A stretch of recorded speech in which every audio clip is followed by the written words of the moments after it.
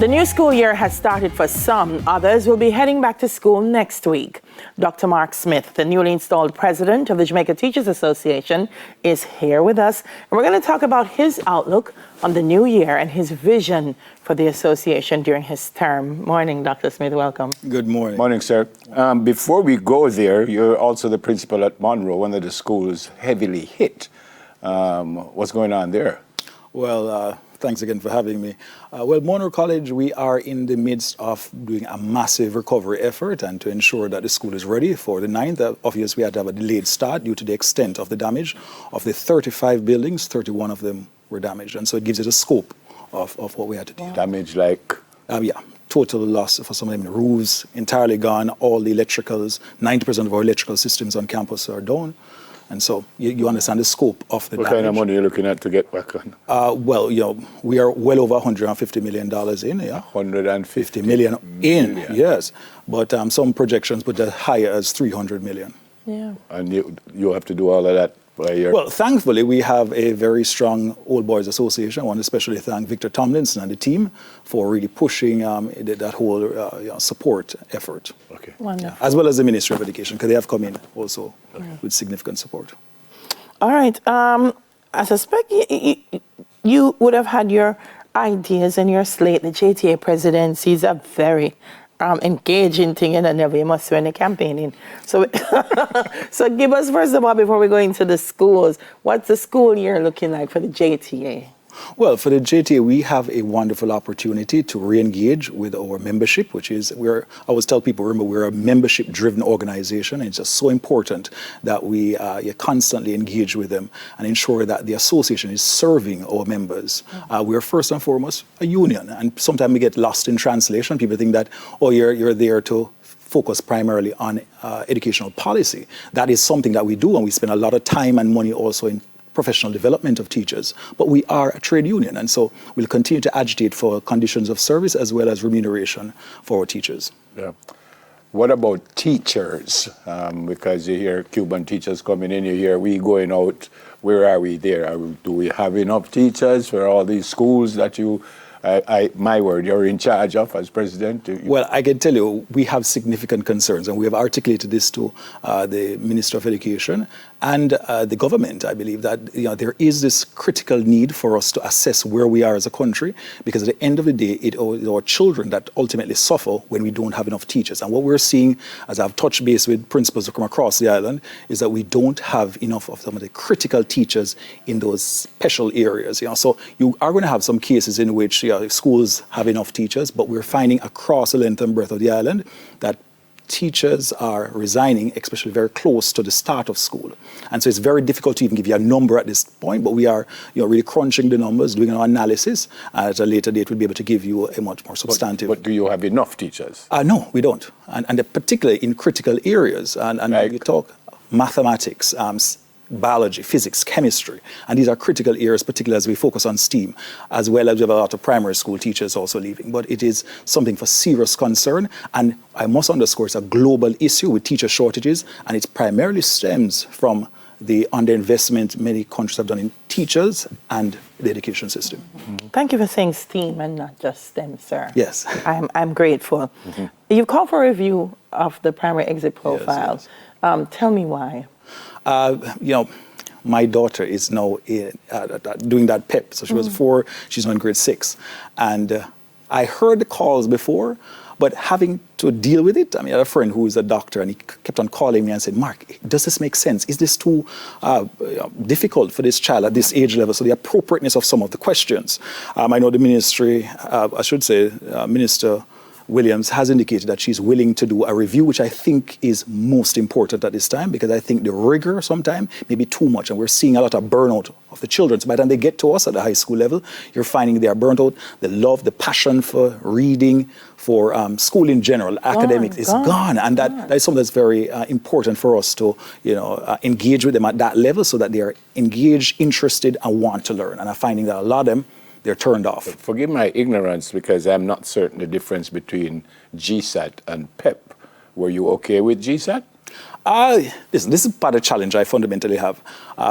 Yeah, so what I like about the PEP is that it focuses a lot on critical thinking, problem solving, it's kind of that focus, which is the kind of skill sets we need, particularly with AI and all that's happening. So you want to ensure you're building their capacity to think, reason, what we call, that critical thinking, fundamentally very important. However, we like to throw out the baby with the bathwater. We could have probably just tweaked the GSAT to achieve that, but we need a name change, so I have no problem with that. So we're not advocating for a change, a new exam. No, what we're saying is, let's look at the appropriateness of many of the tasks, let's look at the content they have to cover. It is often too wide, and so you don't get a deep dive into the details, because we must make learning more fun and engaging for our children. I think some of that is being lost in our attempt to just get more and more content covered. Yep. You said we, which would suggest that other principals, stakeholders are in agreement with you that PEP needs not only principals, we have teachers, we have parents. I go out and people meet me in the supermarket. Mr. Smith, you need to speak about this. What I see with my child, my son who used to love school, he's saying he doesn't want to go to school, or they have to be with all these extra classes to cover the scope of what is required. And there are some that will say, but there are teachers that set these exams, work with the ministry. But we have to understand that if you're a teacher at a school that primarily gets children who are operating at the higher end of the spectrum, then when you set the exam, you're setting for what you consider your context. But you have to understand there's some child somewhere, usually in a school that is performing much lower. And so that child just doesn't sometimes have the experiential background. If you look at how they structure the questions, the wording of it, it's a little bit too advanced or sophisticated for many of our children. And we have to remember they're coming from various backgrounds. And some of them, the language, and you understand, is that, if your parent has a college degree, it's more likely that the use of the language in the home will be more sophisticated, and so the child is able to comprehend at a higher pace and whatnot.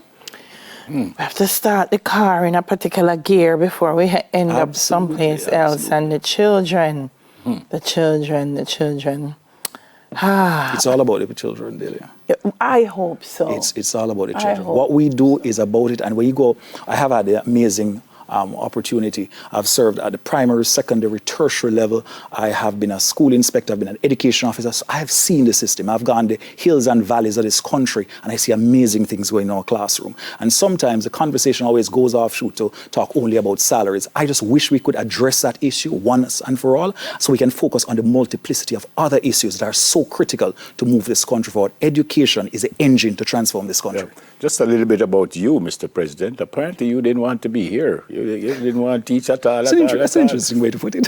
So, you end up being an education officer and all kind of stuff when you didn't want to teach in the first place. What made you, after starting to teach, what made you say, no, I should be? In a nutshell, it was economics. And so I went to architecture, I told the UTech, look at it, 150,000. Michael was, I think, 40,000. I was like, well, I'm going to be a teacher. But something amazing happened. When I went in, I did some short stint. I felt like a great Shakespearean tale. I felt helplessly in love with my job. And I can't imagine doing anything else in this life than work in education. What do you know, apart from the 40,000, you know exactly what made you swing around and say, no? Well, at that time, it was when you get in there and you see a child's eyes light up, there was at Price Smart, and I just heard somebody call my name, sir, and they run over to me, and she's a medical doctor. Says, sir, because of how you taught science, I just love science. And all apparently in that particular class, a lot of them turned out to be doctors and engineers, and they trace it back to your contribution. My mom was one of those teachers that would cook food for children and carry to school and really giving back. And so that really makes that we are here for service for others. Yeah, man. Mommy inculcated it without him knowing. Mention salary. Where you want to go with that? Oh, yes. You say you want it to be fixed once and for all. What is fixed? You see, when we talk about salary, what we're really speaking about is a quality of life issue. And it gets, people always talk about everything as, people are greedy. No, I think majority of people just want to exist on a decent side so they don't have to be doing a side hustle. And when people talk about the side hustle, the problem is education is just too important for us to be telling our teachers, you need to go get a side hustle in order to live. And because of that, we're finding a reduction in number of individuals finding teaching attractive. And that is what is a push factor in the US, UK, and other developing countries. And it's resulting in us having to, we're losing our teachers as a result of that. But the knock-on effect of it is that we're having to go to other countries that are probably worse off trying to get their teachers here. Correct. What do you see or hope to accomplish before the year end?